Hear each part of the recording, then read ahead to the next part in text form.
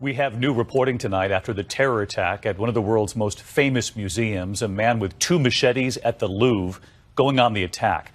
The suspect is believed to be an Egyptian on a tourist visa, taken down while trying to attack soldiers. A massive police presence at the Louvre after a man wearing 2 backpacks rushed towards a group of soldiers and guards, attempting to attack one with a machete while yelling Allahu Akbar. The soldier fired back with 5 shots, wounding the man. Authorities now have him in custody. According to police, the man attacked after being told he couldn't enter the underground shopping area with his bags. The museum, a popular tourist attraction, home to the world-famous Mona Lisa, on lockdown. At least 1,000 tourists inside the Louvre at the time of the incident. They were hustled into safe areas. Many posting messages like this on social media.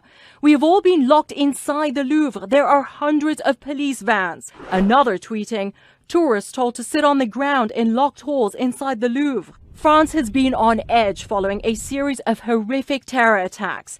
In November 2015, 130 people were killed after a series of coordinated attacks in the capital. And in July last year, a terrorist drove a cargo truck through a crowd of people celebrating Bastille Day in Nice, killing 84.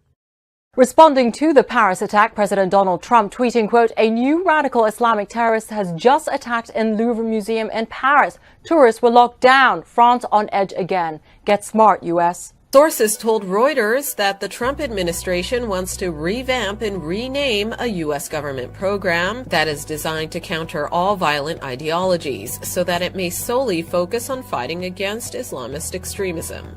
Sources have said that the program, called Countering Violent Extremism, or CVE, would be changed to Countering Islamic Extremism, or Countering Radical Islamic Extremism.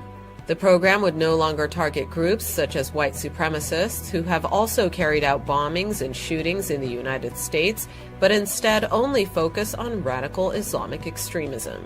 Turkey's President Erdogan has given Angela Merkel a scolding at a meeting in Ankara after she used the term Islamist when talking about the fight against terror. We talked extensively about fighting Islamist terror and agreed that we want to collaborate closely. Look, the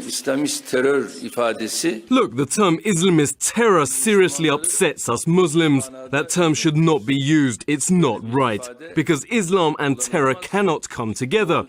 As a Muslim president, I can never accept such terminology. The Chancellor later explained that her words did not imply any suspicion regarding Muslims.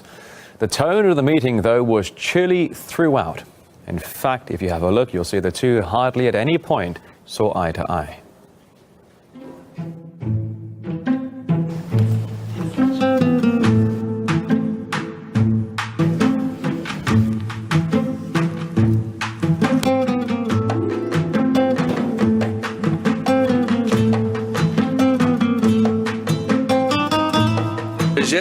Biz bunun karşısında durmak durumundayız.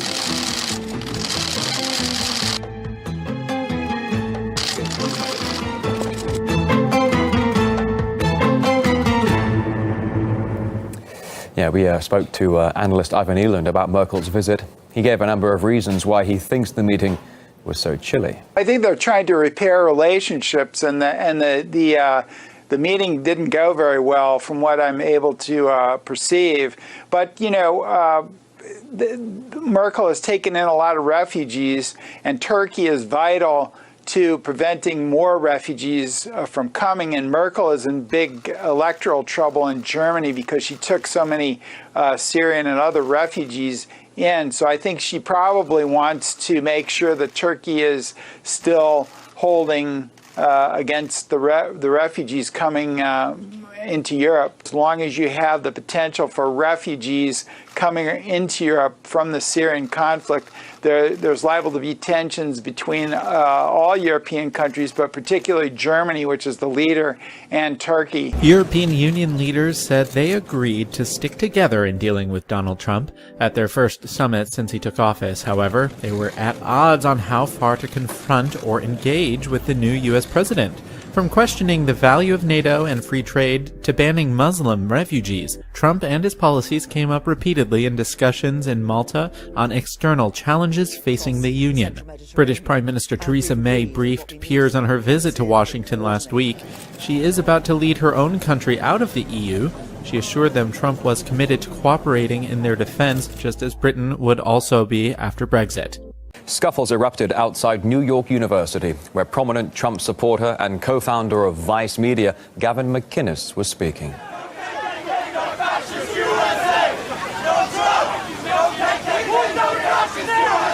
The protesters attempted to prevent people from attending the event, in some cases by attacking them. One of those who was attacked was wearing a Make America Great Again hat, which was later stolen and burned. Several arrests were also made. Now, it all echoes the violence which was seen at a campus in California on Thursday, when the editor of the news website Breitbart and a leading Trump supporter had to cancel his speech at Berkeley University. Rioters smashed property and hurled stones at police. Now, the university said it condemned the riots, adding that it regretted the fact that a peaceful protest had been hijacked. The riots at UC Berkeley on Wednesday have cost the university over $100,000 in damage. So, Brigida, who were these anarchists, and were any of them students? This is a group of anarchists known as the Antifa, aka the anti-fascists, and they're the same group that is responsible for the Disrupt J20 protests that turned violent on Inauguration Day in Washington, D.C. Now, according to this group, they are, quote, a group that combines radical left-wing and anarchist politics, revulsion at racists, sexists, homophobes, etc., with the international anti-fascist culture of taking the streets and physically confronting the brown shirts of white supremacy.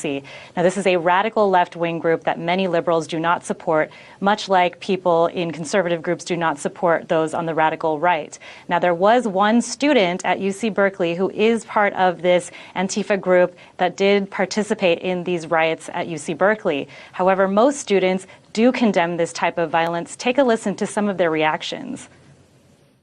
I was hoping the protest would be fairly peaceful. The whole point was to let Milo either not speak or just say that we are not supporting what he has to say on campus. I'm really disappointed how it turned out, though. Many people in the campus community feel that the Berkeley College Republicans, the group itself, is neo-Nazi, fascist, associated with Trump, and that we are fascists, and that therefore they view us as being utterly detestable, and that they don't want us on here on campus at all. There were a lot of Berkeley students around and they were watching, but I don't believe the majority of Berkeley students, wanted to commit these acts. This is our university, right? This is our tuition. We have to pay for these repairs. I don't think that the vast majority of students participated. It was mostly community members. Frightening moments overnight as an explosion rocked a California restaurant. Police say a man threw a homemade explosive device into the Cheesecake Factory in Pasadena, sending panicked diners running. Heavy smoke filled the restaurant, but no one was injured. The suspect managed to get away. Witnesses say he was dressed in all black. Today, President Trump imposed new sanctions on Iran after a ballistic missile test. They're not behaving. President Trump once again condemned Iran today for its recent test of a ballistic missile. His administration's new sanctions will hit 25 individuals and companies involved in the missile program. On Twitter, Mr. Trump said Iran was playing with fire. Iran's foreign minister, Javad Zarif, also on Twitter, posted this video about its ballistic missiles. Because we will never repeat, never, and get the same statement from those who are complaining. Never use them against anybody, unless in self-defense, and we're sure that nobody has the guts again to attack us. The U.S. is also alarmed by Iran's backing of Houthi rebels fighting U.S. allies in Yemen. It blames the rebels for this suicide attack against a Saudi Arabian ship. U.S. intelligence believes the rebels thought they were striking a U.S. vessel. In a statement, National Security Advisor Michael Flynn said the days of turning a blind eye to Iran's hostile and belligerent actions toward the United States and the world community are over. The United States has moved a Navy destroyer to off the coast of Yemen to protect waterways from Houthi militia aligned with Iran, 2 U.S. officials said on Friday, amid heightened tension between Washington and Tehran. Trump said on Thursday that nothing is off the table in dealing with Iran, a day after his national security advisor, Michael Flynn, said he was putting Iran on notice.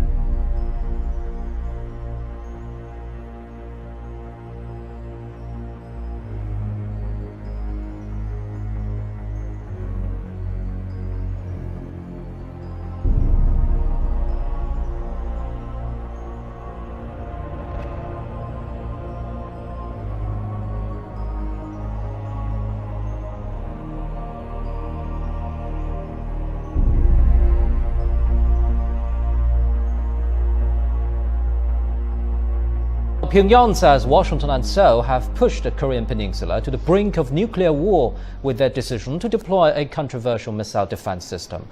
Facing this threat, the DPRK says it will hold on to its nuclear weapons. Citing the DPRK's Committee for the Peaceful Reunification of Korea, state-run news agency KCNA on Friday said the country had been identified as a target for preemptive nuclear strikes by the US. The DPRK says it will take all possible measures to improve its ability for preemptive strikes if the US and South Korea ignore repeated warnings against nuclear threats and holding of annual military exercises. Russia renewed its opposition towards the deployment of the U.S. missile defense system THAAD on the Korean peninsula. Moscow's ambassador to South Korea, Alexander Timonin, told reporters Friday that Russia has to consider countermeasures if the Terminal High Altitude Area Defense System does get installed on the Korean peninsula. The THAAD deployment can dangerously affect conditions on the Korean peninsula and securing regional peace and stability. Timonin cited similar reasons as China, saying THAAD would threaten Russia's national security interests. When asked whether an improvement of Russia-US ties under the Trump administration could affect Moscow's stance, Timonin said in any case its position towards THAAD will be negative. United States Defense Secretary James Mattis has said the U.S. stands 100% with Japan. Mattis gave the assurances to Japanese Prime Minister Shinzo Abe on a visit meant to confirm the importance of the two countries' security alliance.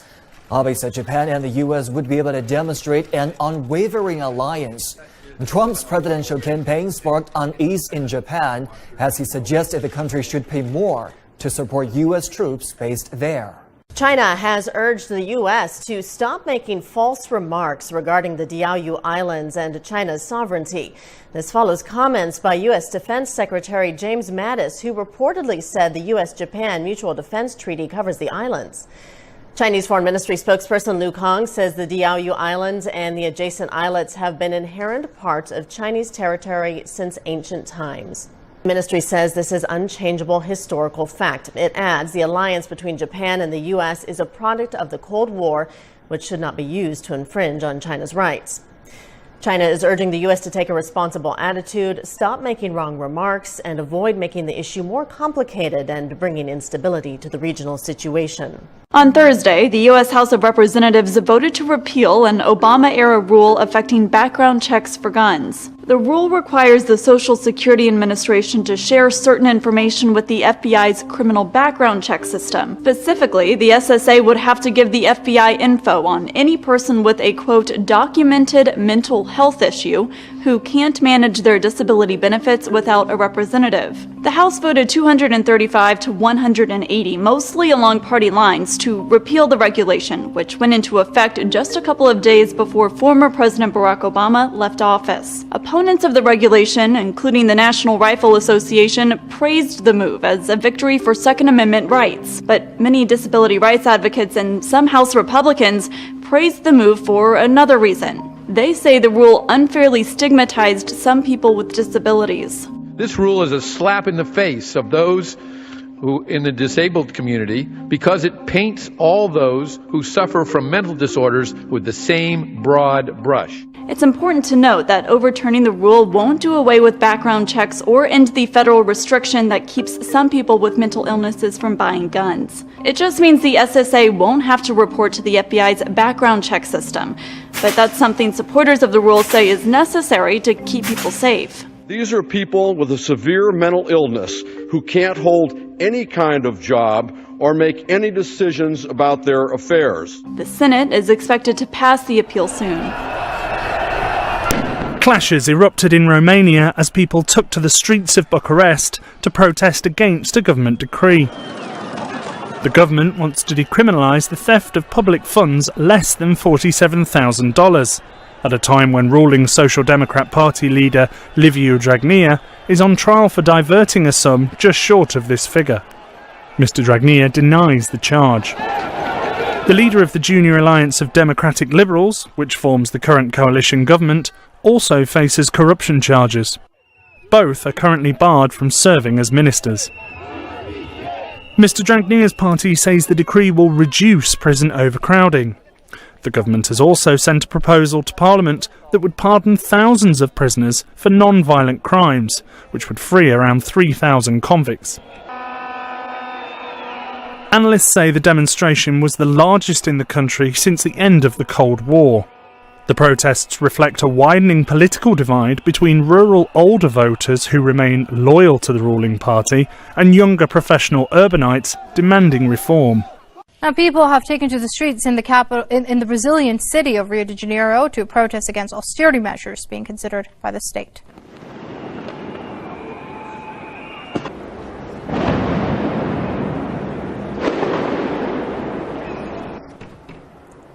Brazilian riot police used tear gas and stun grenades to prevent the crowd from gathering outside the parliament.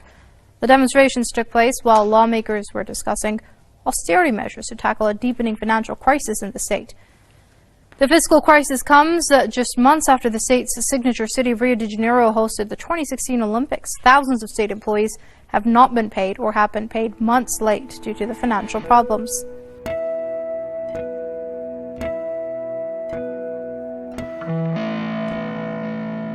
The dream scenario for any kids who can't stand eating their veggies, but it's a real problem for our friends across the pond. Britain's running out of vegetables. No, people there didn't suddenly become veggie obsessed. It's actually the weather in Spain that's causing the problem. Spain is the EU's largest exporter of fruits and vegetables. The country was hit by an especially rainy December, followed by a cold spell in January. It's gotten so bad, the fourth largest British supermarket now has to ration their broccoli and iceberg lettuce. The shortage is also causing prices to go up. Similarly, so is the blood pressure of the health conscious, which have started the hashtag courgette crisis to vent their frustrations. The Agriculture Ministry is said to be monitoring the situation, but until the shortage lets up, hungry shoppers are going to have to make do with only being allowed to buy 3 heads of broccoli and 2 lettuce heads.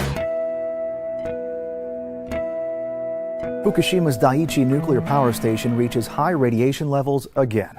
According to the Tokyo Electric Power Company on Thursday, February 2nd, atmospheric readings as high as 530 sieverts an hour were recorded inside the containment vessel of one of the 3 nuclear reactors.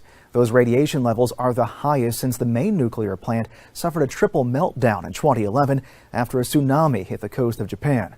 A sievert is the measure of a health effect of low levels of ionizing radiation on the human body. At the plant's current sievert levels, even brief exposure would kill a person. The Japan Times reports extremely high radiation levels suggest that some of the melted fuel has escaped from a hole in the metal grating of a containment vessel. The power company plans to deploy a remote control robot to further assess the conditions. An act of kindness is going viral. Chicago police officer Peter White saw this man 3 weeks ago. He was making good on a promise of a warm coat. Officer White places the jacket over the man's much lighter coat, helping him push his arms through the sleeves. He checks the fit and even zips it up for him. An act of kindness the officer didn't know was being recorded. I got out and gave him the jacket, and he thanked me, and I got back in the car, and he sent it to me. I sent it to my wife and his friends and my friends. Officer Bob Osborne shared the video on social media, and it picked up steam, being viewed hundreds of thousands of times. They say it's an opportunity often not caught on camera, and something that lifts the spirits within the police department and with the public. We wrote him a ticket the time we stopped him. I mean, we still did our job, but when we went back, you know, the human side always still comes out. The officers saw the man didn't have a warm jacket. It inspired them to grab one and hold on to it in case they saw him again. He's out there panhandling and does whatever he can to stay warm and fed, but I don't think that he gets people actually truly caring. And it felt nice for us, but I think he was appreciative himself that as not only just people, but as police officers, we showed that we kept our word.